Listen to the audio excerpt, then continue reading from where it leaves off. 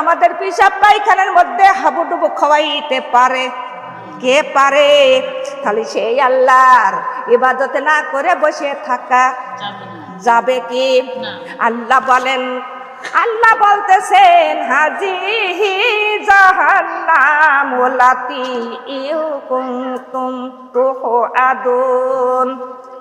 আল্লাহ বলতেছেন এই সেই জাহান্নাম, আর এই জাহান্নামের প্রতিশ্রুতি তোমাদের কি দোয়া হয় নাই?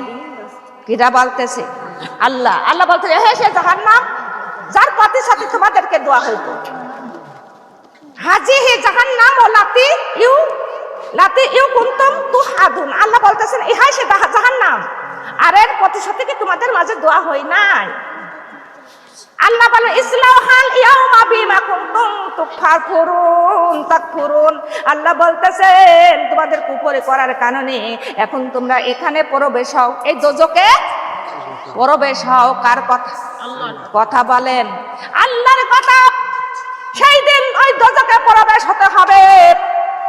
সেই দিন আর কেউ সুপারিশ করেও জান্নাতে দিতে পারবে কি?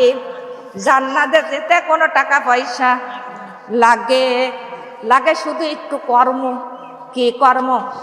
কথা বলেন, একটু ভালো কর্ম। কি কর্ম? একটু ভালো কর্ম। আল্লাহ বলেন ইন্নাল্লাযীনা আমানু ওয়া আমিলুস সালিহাত কানাত লাহুম জান্নাতুল ফিরদাউসি নুজুলা। রব্বুল আলামিন বলেন হে আমার ইমানদার বান্দা বান্দিরা, তোমরা সৎকর্ম করো, আর সৎকর্ম করলেই তোমরা পাইবা জান্নাতুল ফিরদাউসের বাগান। জোরে বলি সুবহানাল্লাহ। কথা ডাকা আল্লাহর ওয়াদা কোনদিন গর খিলাফ হবে? হে আমার মা বোনেরা, রব্বুল আলামিন সৎকর্ম করতে বলেছে ইমানদারের। কার? ইমানদার বান্দা বান্দীদের সৎকর্ম করতে বলেছে।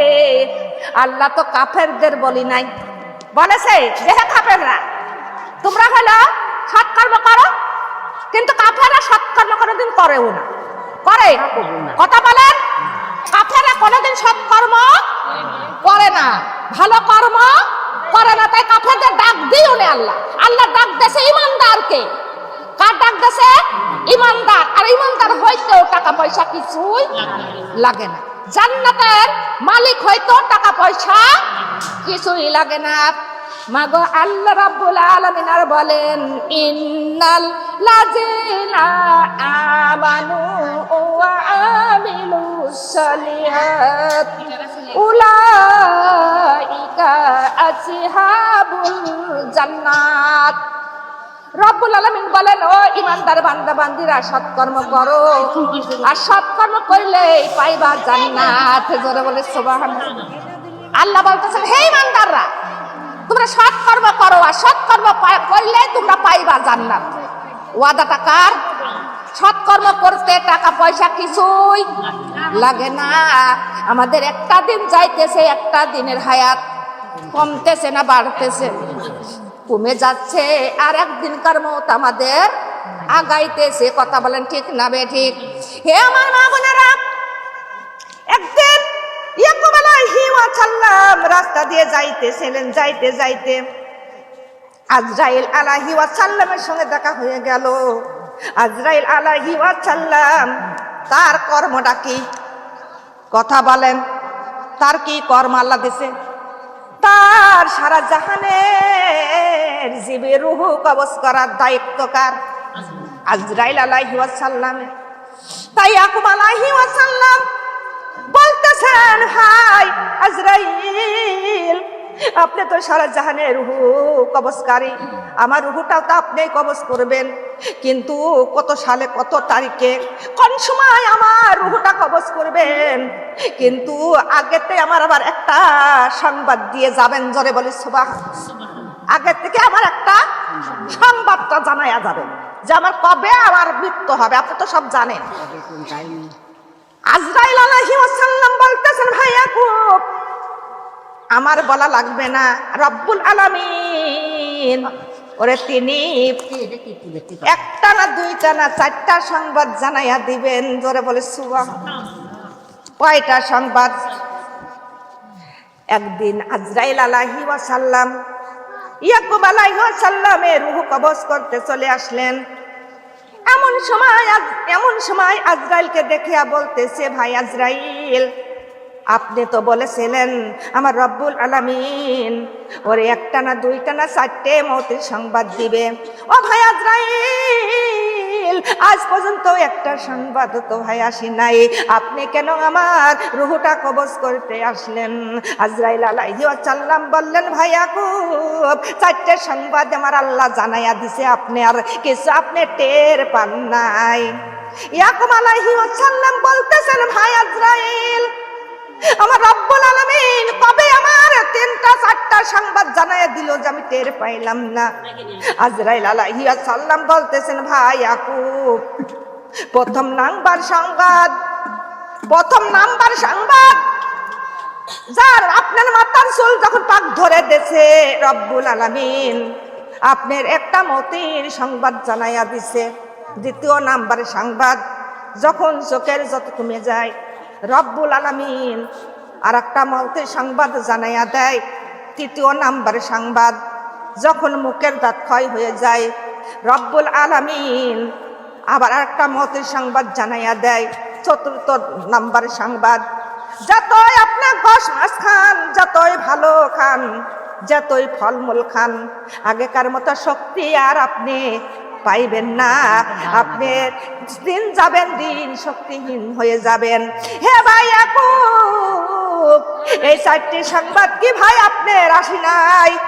ইয়াকুব আলাইহি ওয়াসাল্লাম দুই চোখের পানি ছেড়ে দিয়ে বলতেছেন, ভাই আজরাইল, এই চারটে সংবাদ তো ভাই আমার কবে এসে গেছে, আমি তো টের পাই নাই। কবে এসে গেছে, কিন্তু আমি টের পাই নাই। আজকে টের পাইতেছি। হ্যাঁ আমার মা বোনেরা, এই চারটে সংবাদ আমার রব্বুল আলামিন আমাদের প্রত্যেকের মধ্যে দিয়ে দেছে। কথা বলেন, জানাই দিইনি? আমার রব্বুল আলামিন প্রত্যেকের মধ্যে চারটে সংবাদ জানাইয়া দিছেন, কিন্তু মাথার চুল পাক ধরে দেছে। কথা বলেন না কেন? পাকেনি। কথা বলেন, চোখের জ্যোতিও কমেছে কিনা? কথা বলেন।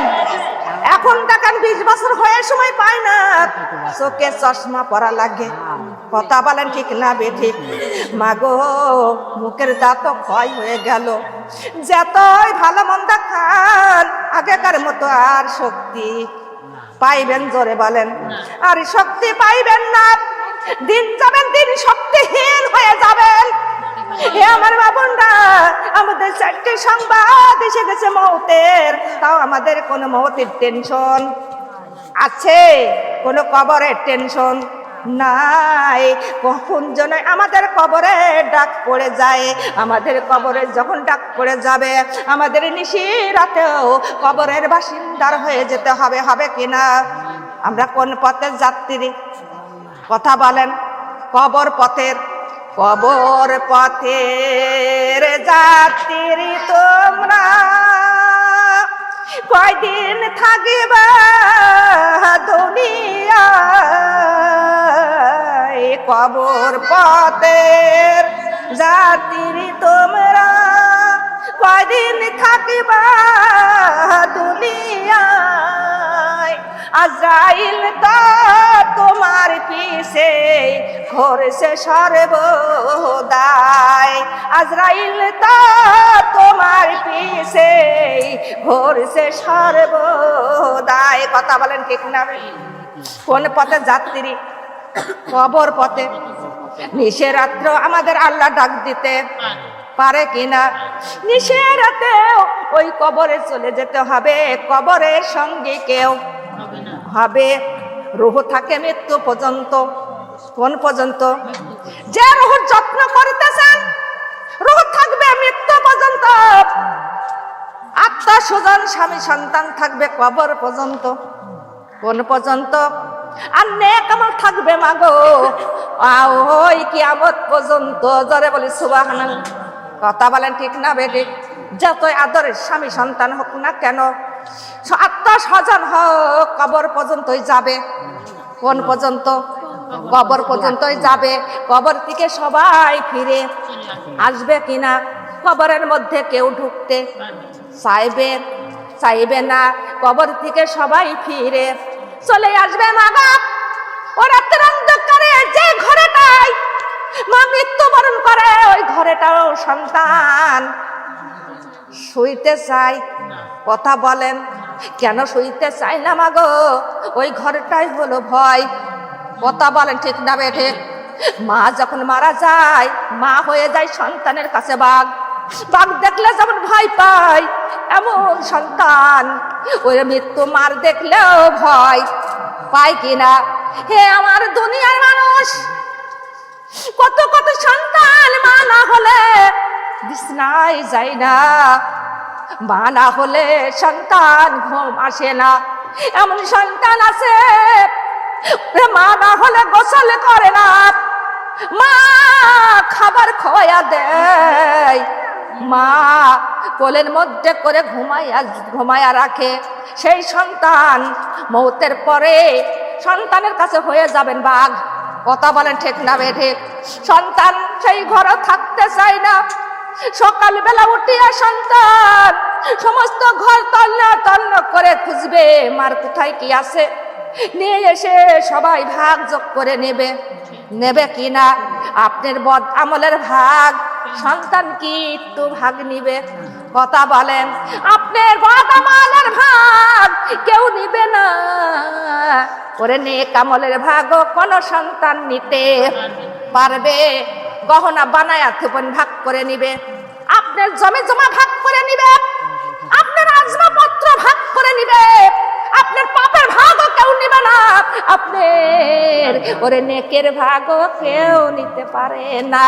তাই আমরা বদআমল না করে নেকের কাছে চলে যাব।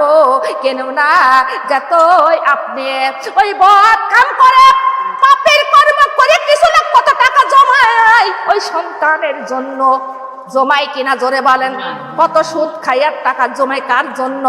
কথা বলেন, চুরি করে টাকা জমাই কার জন্য? ওই সন্তানের জন্য। পাপের কাজ করে টাকা জমাই কার জন্য? সন্তানের জন্য। মাগো ওই থিয়ে চলে টাকা পয়সা থিয়ে চলে যাবেন, খাবে আপনার লোকে আর কবরেতে রেখে আসবে, খাবে আপনার পোকে আর জোকে। কথা বলেন, কবরের মধ্যে কেউ একটা জবাব দিয়ে দেবে, হাসরের মাঠে কেউ একটা জবাব দেবেন না। মাগো হাসরের ময়দান যেদিন হবে, একটা নেকি যদি কম পড়ে যায়, ওরে আদরের সন্তানও দেবে কি? জোরে বলেন, যে সন্তানের জন্য তুমি নামাজ ছেড়ে দেছো, যে সন্তানের জন্য তুমি রোজা ছেড়ে দিছো, যে সন্তানের জন্য তুমি ভালো কর্ম ছেড়ে দেছো, সেই সন্তানও একটা নেকি। কথা বলেন, আপনার স্বামী একটা নেকি, আপনার বন্ধু বান্ধব একটা নেকি। জোরে জোরে বলেন, দেবে কি? কেউ দেবে না। সন্তান মার চেনবে না, মারও সন্তানের চেনবে না। সে ভয়ঙ্কর একটা দিন, সেই দিনটাই আমাদের সামনে না পিছনে? কথা বলেন, সেই ভয়ঙ্কর দিনে মা সন্তানের কাছে যাবে, সন্তান রে তোমার না খাইয়া তোমাকে খাওয়াইছিলাম, তোমাকে আমি কত আদর করে যতন করে আমি মানুষ করেছিলাম। সন্তান রে পরের বাড়ি কর্ম করে তোমার লেখাপড়া শিখাইছিলাম, তুমি বড় চাকরিজীবী তো, কিন্তু পরের বাড়ি কাজকর্ম করতে যায় আমি নেকি কম করে ফেলেছি, কিন্তু একটা নেকি দাও বাবা, একটা নেকি দাও। সন্তান বলবে, কে গো ঘ্যান ঘ্যান করতেছ? আমার তো মনে হয় না দুনিয়াতে আমার মা বাবা ছিল। জোরে জোরে বলে নাউজুবিল্লাহ। ওরে স্বামীর কাছে যাবেন, স্বামীর কাছে বলবেন, স্বামী গো আপনার সংসারের কাজকর্ম করতে যায় আমার নেকি কম হয়ে গেছে, ও স্বামী আমার একটা নেকি দাও। স্বামী বলবে, কে গো ঘ্যান ঘ্যান করো আমার পিছনে পিছনে? আমার তো কোনোদিন মনে পড়ে না যে আমি দুনিয়ার মধ্যে বিবাহ শাদী করেছি। জোরে জোরে বলে নাউজুবিল্লাহ। সেই দিনটা আমাদের ভয়ঙ্কর দিন, সামনে না পিছনে? কথা বলেন, আমাদের সামনে, কিন্তু সেই দিনটা সামনে। সেই দিনটার কথা মনে করে বসে থাকা যাবে কি? ঘুম পাড়া বেহুদা সময় নষ্ট করা যাবে? সেই দিন টাকা দিয়েও টাকাতেও কোনো কাজে আসবে কি? সেই দিন জমি জমা কোনো কাজে লাগবে? সোনা গহনা পাতি কোনো কাজে লাগবে না। লাগাতে হবে দুনিয়াতে। কোথায় জোরে বলেন? দুনিয়াতে। দুনিয়াতে দান করতে হবে। সেই দিন টাকার পাহাড় নিয়ে কত লোক ঘুরবে একটা নেকির জন্য। তোমার লক্ষ লক্ষ কেন কোটি টাকা দিব, একটা নেকি দাও। কোটি টাকার বিনিময়ে একটা নেকি কেউ দেবে? জোরে বলেন। বলবে তোমার 20 তলা বিল্ডিং তোমার নামে লিখিত করে দিব, আমার একটা নেকি দাও। দেবে কেউ? টাকার লোভ কেউ করবে?